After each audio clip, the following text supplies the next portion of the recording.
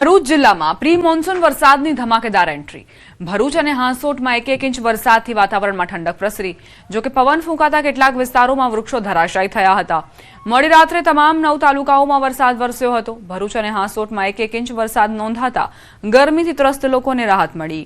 વરસાદ સાથે પવન ફૂંકાતા વાતાવરણમાં ઠંડક પ્રસરી ગઈ. પ્રી મોન્સૂન વરસાદના કારણે ખેડૂતોમાં ખુશીનો માહોલ જોવા મળી રહ્યો છે.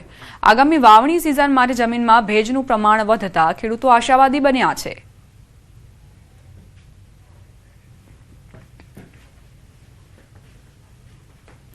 ગીર સોમનાથથી સમાચાર. ઉનાના ચીખલી ગામે યુવકની કરપીણ હત્યા કરાઈ.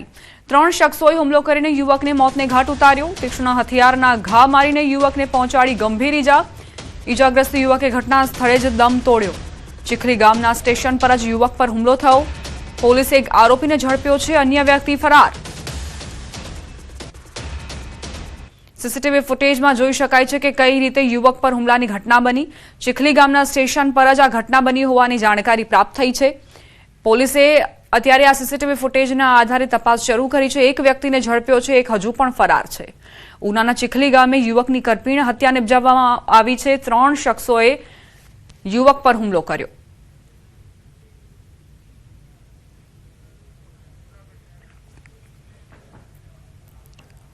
જૂનાગઢના વંથલી માણાવદર હાઈવે પર ગમખ્વાર અકસ્માતની ઘટનામાં એકનું મોત થયું છે. નરેડી નજીક કાર અને બાઇક વચ્ચે અકસ્માત થયો. ઝાપોદરના રહેવાસી જમનભાઈ વાછાણીનું ઘટના સ્થળે જ મોત થયું. અકસ્માતને પગલે હાઈવે પર ટ્રાફિક જામ થયો. મૃતકને પીએમ અર્થે વંથલી સિવિલ હોસ્પિટલ ખસેડાયો. પોલીસે વધુ તપાસ હાથ ધરી છે.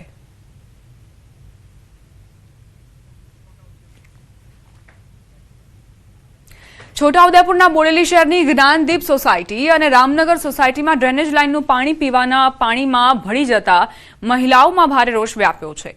સ્થાનિકોમાં રોગચાળો ફાટી નીકળવાની ભીતિ સેવાઈ રહી છે. ચૂંટણીમાં જીત મેળવ્યા બાદ હવે એ જ પ્રતિનિધિઓ મતદારોથી જાણી મોઢું ફેરવી રહ્યા હોય તેમ લાગી રહ્યું છે.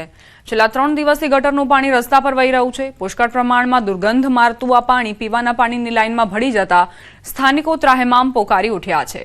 આ ગંદુ પાણી નળોમાં આવી ગયું છે. આ સમસ્યાનો જલ્દી નિકાલ લાવવામાં આવે તેવી સ્થાનિકોએ માંગ કરી. પરમ દિવસે વરસાદ પડ્યો ત્યારની આ જ પ્રોબ્લેમ છે.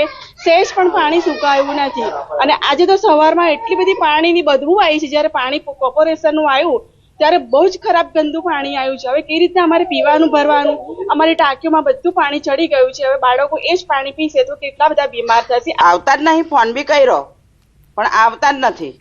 જે જાય છે ને તેમને હું પડે જ છે અને જે છે ને તેને એ રસ્તા પરથી જ જાય છે તો દેખાતું નહીં એમને, પણ કોઈ કશું કરતું નથી. કોવારો ફાટ્યા, છોકરા નાના છે મારા. પીવાના પાણી માટે અમે બહારનું લઈએ છીએ.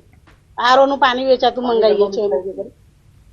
સ્પીપા દ્વારા યુપીએસસીમાં પસંદગી પામેલા ઉમેદવારોને સન્માન સમારોહ યોજવામાં આવ્યો, જેમાં નાયબ મુખ્યમંત્રી હર્ષ સંઘવીની ખાસ ઉપસ્થિતિ રહી. નાયબ મુખ્યમંત્રીએ પસંદગી પામેલા ઉમેદવારોને માતા પિતાનું સન્માન કરવાની શીખ આપી. સાથે જ સ્પીપાની કામગીરીના વખાણ કર્યા. તેમણે કહ્યું, પહેલા યુપીએસસીની પરીક્ષામાં એકાદ ગુજરાતીનું નામ આવતું ત્યારે આપણે જાણે જંગ જીતી ગયા હોય એવું માનતા. આજે એક જ લિસ્ટમાં 35 પાસ થયા છે, જેનું કારણ સ્પીપા છે. તમામને પર્સનલી સજેશન મોકલવા નાયબ મુખ્યમંત્રીએ અપીલ કરી.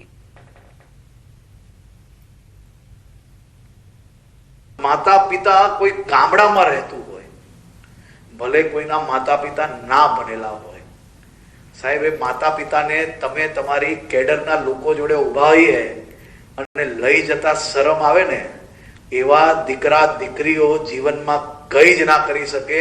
તે મક્કમતાથી મનની અંદર મગજમાં નાખી લેજો. અને જે વ્યક્તિ પોતાના માતા પિતાની સેવા ના કરી શકે, દેશની સેવા કઈ રીતે કરી શકે સાહેબ? વડોદરાથી સમાચાર. મારામારીની ઘટના સીસીટીવીમાં કેદ થઈ છે. માંજલપુરના મારુતિધામ સોસાયટીની ઘટના. એક યુવકને લોકોએ ઢોરમાર માર્યો. બ્લોક અને બેલ્ટથી યુવકને મારવામાં આવ્યો હોવાના સીસીટીવી ફૂટેજ જોઈ શકાય છે.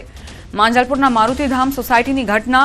આખરે કેમ આ યુવકને મારવામાં આવ્યો તે હજુ સ્પષ્ટ નથી, પરંતુ આવી રીતે અમાનુષિક કૃત્યને અંજામ આપવામાં આવ્યો છે. અનેક લોકો અહીં હુમલો કરતા જોવા મળી રહ્યા છે. મારામારીની ઘટનાના સીસીટીવી ફૂટેજના આધારે હવે પોલીસ ત્વરિત કાર્યવાહી કરે, તપાસ કરે તેવી લોકોએ માંગ કરી છે. આ યુવકને કયા કારણોસર 4 લોકોએ ઢોરમાર માર્યો? શું અંગત અદાવત હતી? આખરે કયો એવો ઝઘડો થયો હતો કે યુવકને સતત મારતા રહ્યા?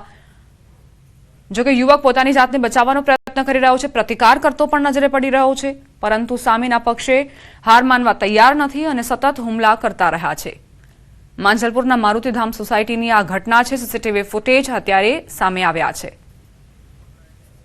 સંવાદદાતા હાર્દિક જોડાઈ ગયા છે વધુ જાણકારી સાથે. હાર્દિક, શું ઘટનાક્રમ?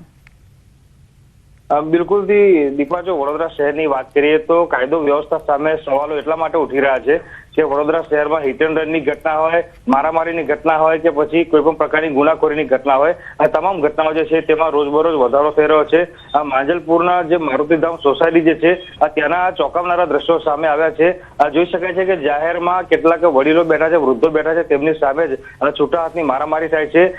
4 જેટલા યુવકો ભેગા મળીને એક યુવકને ઢોરમાર મારી રહ્યા છે અને હદ તો ત્યારે થઈ જાય છે કે આ બેફામ બનેલા જે અસામાજિક તત્વો છે તેઓ જે પેવર બ્લોક હોય છે અને બેલ્ટ છે તેનાથી યુવક પર જે છે તે હુમલો કરે છે.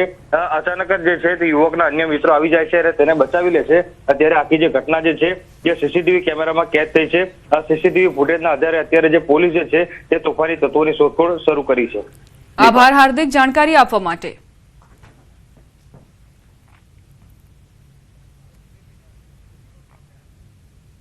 સમાચાર વડોદરાથી. વીજ લાઇનમાં શોર્ટ સર્કિટ, ગોરવા વિસ્તારમાં પવન ફૂંકાતા ઘટના બની છે. ધડાકાભેર બ્લાસ્ટ થતા અફરાતફરી સર્જાઈ. બ્લાસ્ટનો અવાજ દૂર સુધી સંભળાતા લોકોમાં ભયનો માહોલ. આસપાસના રહીશો ઘરની બહાર દોડી આવ્યા. ભારે પવન અને વરસાદના કારણે વીજ તંત્રને નુકસાન પહોંચ્યું છે. વડોદરામાં આ ઘટના બની છે. ધડાકાભેર બ્લાસ્ટ થતા અફરાતફરી મચી ગઈ. અહીં વીજ લાઇનમાં શોર્ટ સર્કિટ બાદ આ સ્થિતિ સર્જાઈ. બ્લાસ્ટનો અવાજ પણ દૂર દૂર સુધી સંભળાયો હતો. એક તરફ વરસાદ વરસી રહ્યો છે અને બીજી તરફ આ શોર્ટ સર્કિટની ઘટના બની. એટલે આપ અંદાજ લગાવી શકો છો કે વિસ્તારના લોકોને કેટલો ડર અને કેટલો ભય લાગ્યો હશે કે આખરે આ શું બની રહ્યું છે. ગોરવા વિસ્તારમાં પવન ફૂંકાતા જ આ ઘટના બની હોવાની જાણકારી. આખરે શું ફોલ્ટ સર્જાયો કે આવા દ્રશ્યો સર્જાયા તે હજુ પ્રશ્ન છે. સંવાદદાતા હાર્દિક જોડાયેલા છે. હાર્દિક, આ ધડાકાભેર બ્લાસ્ટ બાદ શું બન્યું અને અત્યારની શું સ્થિતિ? બિલકુલ શહેર અને જિલ્લાની વાત કરીએ તો ભારે પવન ફૂંકાયો હતો, વાવાઝોડું આવ્યું અને ત્યારબાદ જે છે તે ધોધમાર વરસાદ જે છે તે વરસ્યો હતો. ગઈકાલે રાત્રે જે વાવાઝોડું આવ્યું તેમાં જે અનેક વિસ્તાર જે છે તે પ્રભાવિત થયા છે, કારણ કે આ દ્રશ્યો જે છે તે ગોરવા વિસ્તારના જોઈ શકાય છે કે વીજ લાઇનમાં જે છે તે અચાનક ધડાકો થાય છે, શોર્ટ સર્કિટ થાય છે અને ત્યારબાદ જયારે દિવાળીના ફટાકડા ફૂટતા હોય તેમ તણખા ઝરતા હોય ત્યાં પ્રકારના દ્રશ્યો જે છે તે જોઈ શકાય છે. જુદા જુદા વિસ્તારમાં આ પ્રકારની ઘટનાઓ ઘટી હતી અને કેટલાક વિસ્તારમાં તો આખી રાત સુધી લોકો જે છે તે અંધારપટનો સામનો જે છે તે કરવો પડ્યો હતો. ઉલ્લેખનીય બાબત છે કે ચોમાસાની આગળ જે MGVCની ટીમ છે તેમના દ્વારા પ્રી મોન્સૂન કામગીરી કરવામાં આવતી હોય છે, ત્યારે કેટલાક વિસ્તારમાં આ પ્રકારની સમસ્યા સર્જાવાના કારણે MGVCની જે પ્રી મોન્સૂન કામગીરી જે છે, રિપેરિંગની કામગીરી છે તેની સામે સવાલો ઉઠી રહ્યા છે અને નાગરિકો હેરાન પરેશાન થઈ રહ્યા છે. તો કેટલાક વિસ્તારમાં નાગરિકોએ જે છે તે MGVCની કચેરીએ જઈને પણ રજૂઆત કરવાની નોબત આવી હતી. દીપા, આભાર હાર્દિક, જાણકારી આપવા માટે.